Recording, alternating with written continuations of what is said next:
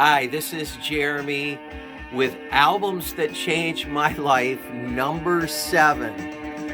This is the first album by Cheap Trick. It's simply called Cheap Trick. And for me, this is their very best album. It's the first one, and I think it's the best one. It had 0 hits on it, but I really feel that this is the best sounding one, the best recorded one, and some of the very best songs are on this album.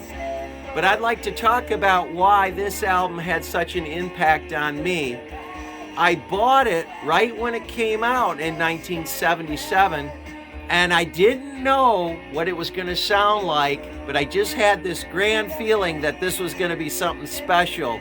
This band from Rockford, Illinois, looked very interesting. There were 2 guys that looked like real rock stars, and the other 2 guys looked like geeks. And so I knew that this was going to be a fun album and that they weren't taking themselves too seriously.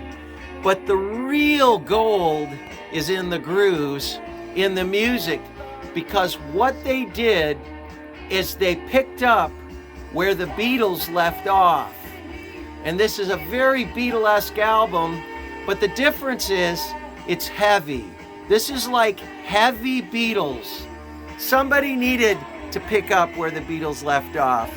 And so I think the 2 main bands that influenced this group were the Beatles, but a heavier version of the Beatles, and also another great band that I'll talk about at another time, the British band The Move, which is another awesome band.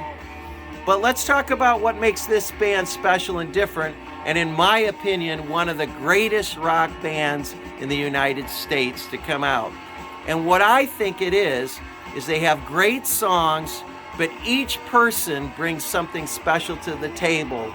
So Robin Zander, let's start with him. He's one of the greatest vocalists in rock and roll. He is a man of 1,000 voices, and he can sing higher than almost anybody without falsetto if he wants to. Amazing vocalist. Then we have the bass player, Tom Peterson. What did he bring to the table different? A 12-string bass guitar. Who does that? A bass guitar with 12 strings and a different sound than we'd ever heard before. But then there's the drummer, Bunny Carlos, one of the most melodic drummers in rock and roll. Nobody plays drums like Bunny Carlos, one of the greatest drummers ever. And then last but not least, the genius songwriter, Rick Nielsen. This guy knows how to write a song and has some of the best guitar solos in rock. He doesn't waste a single note when he plays, and he knows just how much to play, when to start and when to stop.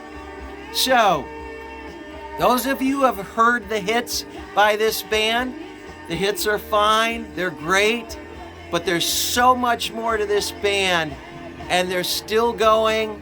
If you ever get a chance to see them live, one of the best live bands ever. I've seen them several times, just saw them last month. They're great. Check them out, and thanks for watching.